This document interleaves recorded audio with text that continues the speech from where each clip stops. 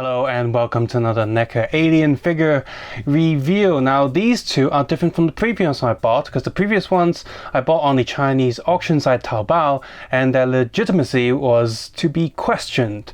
Although they were very high quality, even if they were fake, they probably would have come from the same factory where Neca actually makes their figures. And I've had no problem with them even till now. But these two, I bought these from an actual toy shop in Hong Kong that imports them properly. So these are no doubt legit versions of the aliens figures.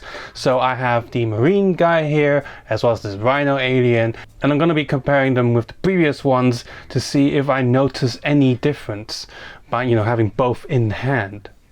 It's interesting about these two figures, they're not really released in a wave. Previously Neca has been releasing them in threes, and if we follow what Kenner did, I think there's 12 of these figures in totals because there's also 12 issues of the Dark Horse comic book to complete the sort of kind of simple storyline.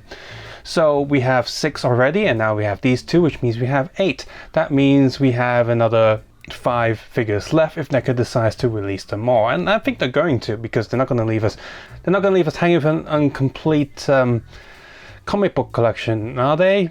So it would make sense if they have another wave of 3 different figures, and I think Ripley was a comic book one, right? So that still leaves 1 figure left. And I'm guessing that's going to be another big one because there was a flying queen alien with the original Kenner releases, so that's probably going to be in a big box like this one too, because this one's a big one, and I guess they just had like a marine lying around just waiting to get released. And I was like, yeah, why not, whatever. So anywho's, I don't know if it's just my mind or not, or mental, whatever, but this packaging feels a bit more solid than the previous ones that I took a look at. But it could be my mind playing tricks or whatever. I don't have this packaging anymore. I chucked them all in the bins. So as always, you have a backing card on the back that is just like the old Kenner stuff, and you do have a mini profile there for this marine. So, and this one does come with a sticker sheet that I did mention was missing from my last marine person, which might have confirmed it as a knockoff and whatever. So, and because some of these comic books is from this one, I've just got them out. So we have issue number 5 here with the marine, and we have issue number 12 here with the rhino alien. So let's just quickly take a look at number 5 here. The paper is pretty good, very shiny, looks just like how it would have done back in the day. So this is a 1-to-1 recreation of the original Dark Horse comics that came with the Kenner figures. Rhino alien here, and I think this one's the last issue. So as we flick through it, there's the guy in his alien mech suit there, which I'm wondering if they're ever going to release. Maybe not, maybe it's too big, maybe no one wants it. And I think this one's the last issue, issue 12. So there we go. And we have this tiny sticker sheet here with Drake there and some stuff that you can put on the gun. I'm not going to bother with that. Alright, so comparing the comic books in terms of print quality, I can't tell the difference. It's good, like whatever this version is. It feels like it's the exact same print quality. The size of the thing is the same, but there is one difference I did notice, that the one that's definitely from the official one is a softer paper. It's also slightly smoother to the touch, bends a lot easier, and each page is, yeah, it's like the old Kenner one. You can probably roll it up, stick it in the packaging, and you get warped or whatever. The one that might be a bootleg has a slightly thicker card, so everything feels more solid, which you could argue that's a good thing. You don't want it to be too flimsy. Yeah, this one's just slightly harder to bend, but otherwise it is the exact same quality as what I have here with definite official stuff. I have 2, 3, 4, and 5, and then 9, 10, 11, and 12, so that's almost so close to complete. I really hope that they complete the full set. Cardstock, I can't tell the difference at all. It's the exact same to me. Backing card, the paper feels the same, but I noticed that the coloring is just ever so slightly faded on the maybe knockoff one. Same on the front as well. The colors are not as vibrant, but aside from that, it feels the same. So moving over to our marine here, he has this giant blade attachment thing for the smart gun. He has his smart gun hip joint piece, and this figure himself, as you pull him out from the tray, just be a bit careful because the smart gun is also permanently attached to the Marine himself by some soft-ish plastic. So just be careful you don't snap that. You see, look, it's hanging right there. So, well, oopsies with my black background and his black guns and whatever. And I don't think there's anywhere for me to like attach this gun to him so he doesn't have to hold it. Like, he has to hold it, otherwise, I don't know, you just slide it through his armor piece, or maybe take off this armor piece. It is a very soft plastic, so you could undress him, as to so to say. But yeah, this I'm not sure how to get this off him without like ungluing some of its pegs or whatever. So we have this Marine guy here, and one of his joints are kind of loose. So aside from the face, you see the face print is actually quite nice, but he's got a permanent kind of face, which, I don't know, if there's only one head, I do prefer neutral expressions. But I get it, this is probably the face that you want for him when he's like firing off his smart gun or something. But still, neutral face would be preferable for me personally. But at least it's not like an extreme expression, so it's okay. The hair is also painted quite nicely. The little details on his radio camera thing is also quite nice, and this armor piece is starting to piss me off because it keeps sliding all over the place. Just stay where it's supposed to be, please. I did see another review where someone had this one that was unglued, but that's an easy fix, just glue it back together. On the arms, the shading on the skin is quite nice, and the shadows are quite good as well, and down to the pants, the camouflage paint is also pretty nice. I also, despite not having a double knee joint, because of the way his pants looked kind of loose, they kind of molded and sculpted this fold to cover the joint, so that's kind of neat. And you move that down, it still looks pretty decent. A little bit of paint missing right at the tip, but it's really not noticeable, so that's pretty good. Now his right arm there does look a little bit weird, but it's not too noticeable. His head and neck is way more red than the rest of his body, but I guess he's just that pissed off or whatever. Yeah, so again, I just really hate this armor piece. Like, I don't know, I might glue this down to his shoulders, because it's not going to come off anyway, so why even bother having it loose? And this whole thing is made by a very soft rubber, which is actually a bit of a pain. I had trouble attaching the attachments to it. So at first I didn't know what this was, and this blade thing is whatever. I'm gonna do the blade thing first, just so you can see it, because well, here's the smart gun. Looks like a smart gun. It's got a little bit of red paint dot there. The rest of it is just like a black plastic with a metallic sort of dry brush over it. And you just get this blade thing and stick it on the end, and it stays there quite nicely. So just blade on the end, but I'm not going to bother doing that because that's not how we see the smart guns. And what you do is there's a peg there, but of course this is a very soft and rubbery plastic, and actually the attachment is not the hardest plastic, but it will snap if you bend it too much, but it's not the hardest plastic, which kind of makes it annoying to attach. So let me try and do it now on camera, see if I can do it like in one go. Like, did I loosen it up the first time I did it? But oh yeah, it's not quite in there yet. So you're gonna twist it a little bit, just really rub the joint in, and oh, it's too tight. That's what she said. So there we go. And then this thing, which at first I thought, like, is this some kind of shoulder pad or shotgun thing? No, it's the smart gun like hip thing, because the smart gun's like too heavy for everyone to use or whatever. So again, just really push this peg into the back of this rubbery armor there, which that actually went in. The first time it was really hard to push in. Virgin hole jokes. Anyway, so you move his hand up. There's not really only one way to hold it. Unfortunately, it's quite easy to hold. So we'll take this hand like that, and you sort of slide that in. Goes in quite easily. And then this hand, move that back out a little bit. Just sort of slide this in there, and you got all this. I don't know what this is for. Like, okay, so this side you have a peg, and that plugs into the gun. But do be careful with this one because it's a very small piece of plastic. And what should attach to the hip piece right here, you can see it doesn't. There's nothing to attach to it, and I thought it was just me, but no, the other reviewer had the same problem as well. this piece is identical to that, and it has a rotating joint there, but it doesn't. There's nothing for me to plug it together.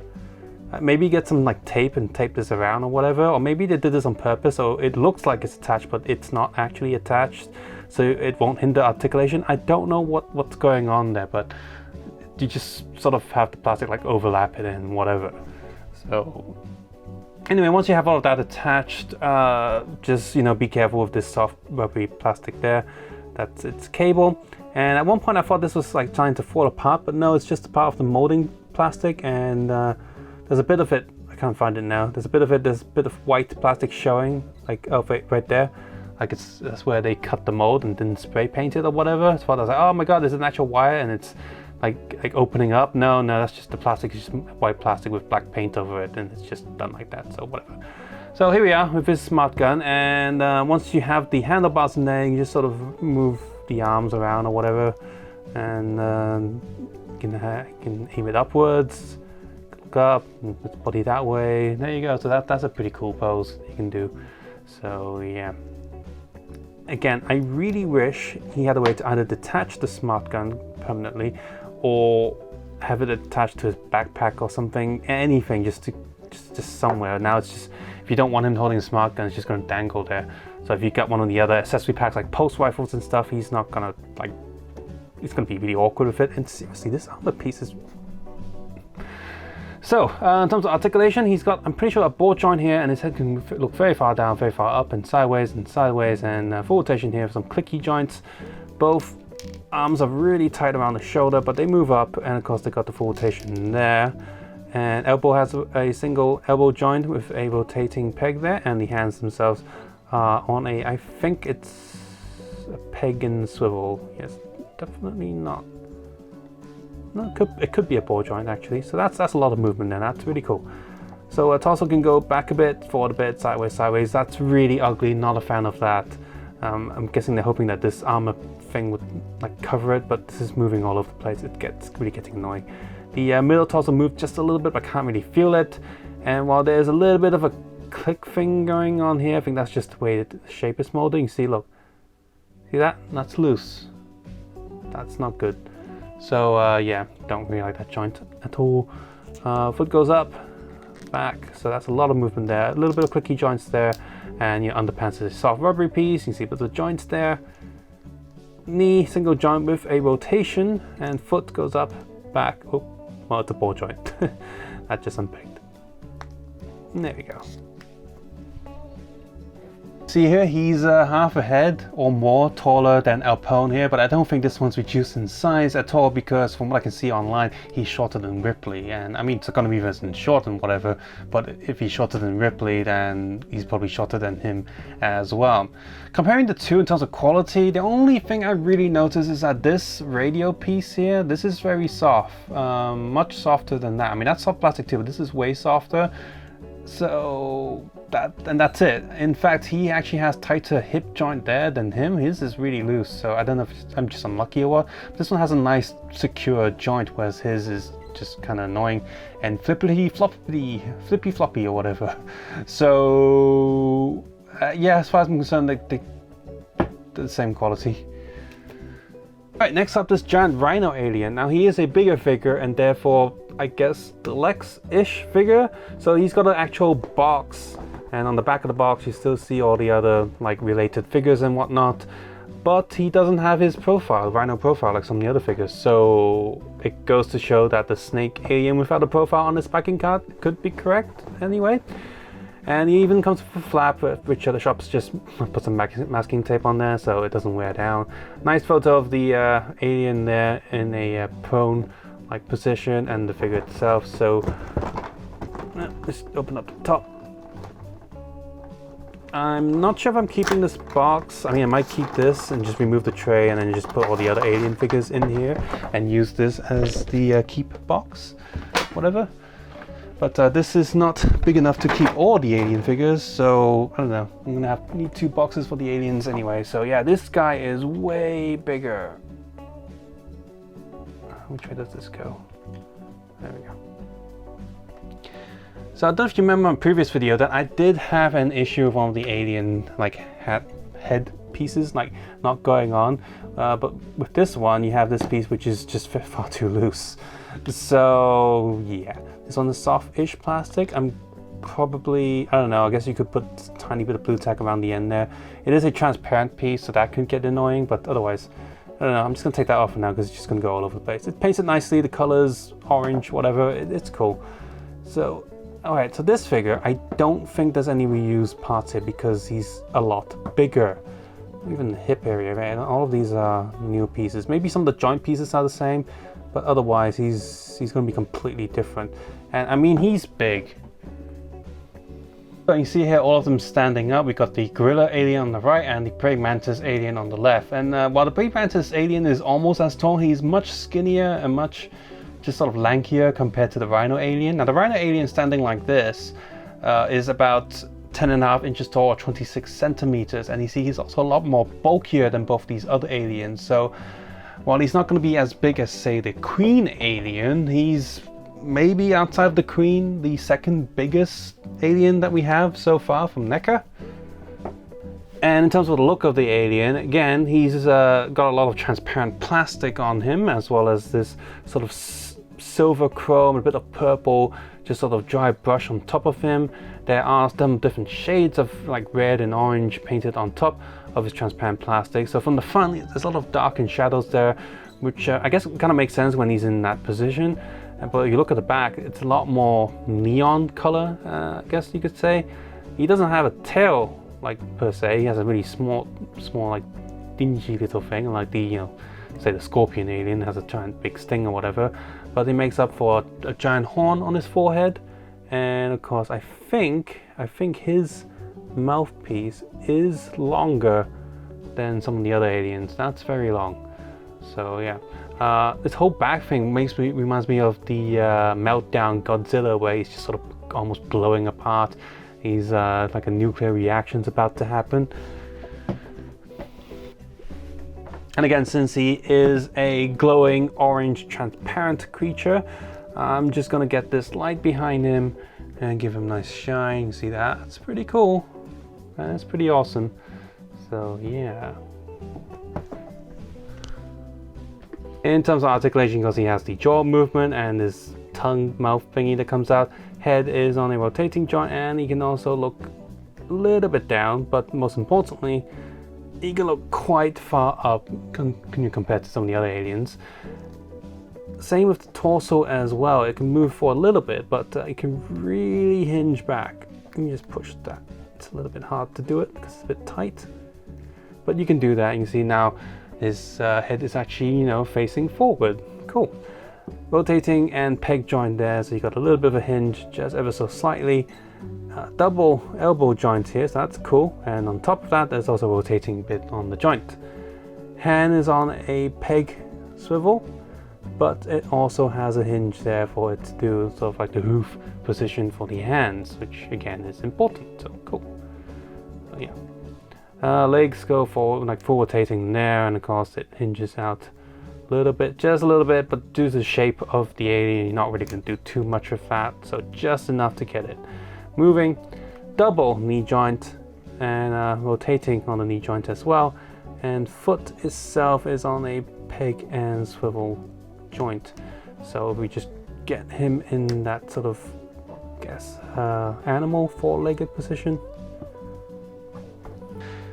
And there you go, you can get him in this sort of running or crouching pose, but you have to get it just right and just, you know, carefully rotate bits and joints here and there, and you should get it. Comparing this figure to the previous alien Neca Kenner aliens that I got, in terms of visual, there's not much difference in terms of quality. From what I can tell looking at photos online, those previous aliens are pretty much spot on. However, I did notice a few differences with the plastic. While this one does have soft, like-ish plastic for the stomach area, that you can actually kind of give it a push and squeeze, just like the lower areas of the other aliens, the plastic here is much like tougher and more rubbery compared to the softer ones on the previous ones. But I don't know that if that's because this one's a more bulky figure or if the other ones are, you know, just way skinnier. But I also noticed that the other ones tend to have a few extra looser joints, but that wasn't the case with the Scorpion alien or the Snake alien. So the Praying Mantis one, you can see it stood up quite well, but a few of the joints were a little bit looser, and the Gorilla alien also has a few joints that are looser than what we have here. But then again, the Neca Marine that I just looked at had a loose joint too, so well, as far as I'm concerned, the quality between this one and the previous ones I got the difference is marginal at best.